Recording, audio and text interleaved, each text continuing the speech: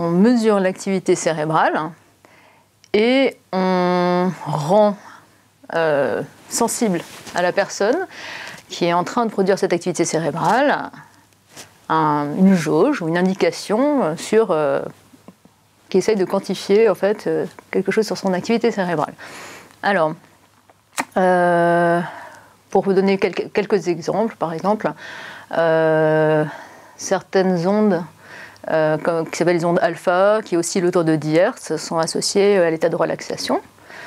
Donc à l'aide d'électrodes posées sur le cuir chevelu, on peut mesurer au cours du temps l'évolution de la puissance de ces ondes.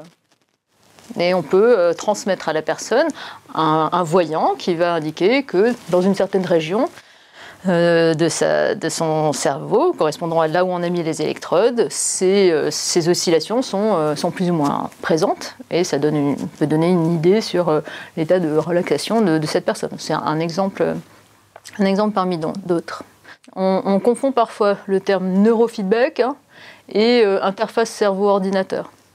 Donc, pour clarifier peut-être un petit peu, on considère que il y a une boucle fermée entre le cerveau et la personne.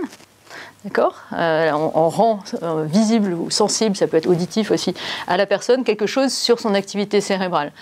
Dans les interfaces cerveau-ordinateur, c'est un petit peu plus général à mon avis. On considère qu'il y a aussi un objet extérieur qui va pouvoir être commandé au travers de certaines composantes de cette activité cérébrale. Donc dans le neurofeedback, l'objet est le cerveau lui-même. Dans les interfaces cerveau-ordinateur, l'objet peut être au-delà du cerveau. Ça peut être un autre objet qu'on va apprendre à contrôler en contrôlant son activité cérébrale.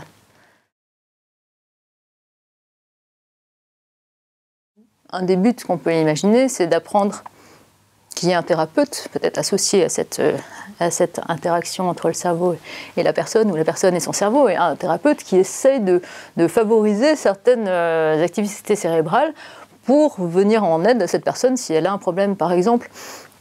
Ça peut être des problèmes pour s'endormir le soir dans certaines pathologies du sommeil, certaines insomnies, pour lesquelles peut-être, c'est à l'étude en tout cas, il y a des recherches là-dessus, apprendre à la personne pendant la journée, avec des dispositifs comme ceci, à savoir entrer dans un état de relaxation ou de calme favorable à son assoupissement, ça peut l'aider après en situation de sommeil à retrouver ces sensations-là. Le fait de pouvoir interpréter en temps réel l'activité cérébrale peut mener à des expériences de sciences cognitives un peu nouvelles dans lesquelles on teste le cerveau d'une manière plus adaptative, qui lui est plus personnelle, qui va plus regarder les particularités. Il faut à la fois trouver les choses communes et entre les activités cérébrales de différentes personnes, mais particulariser aussi. C'est ça qui est délicat dans ce travail-là.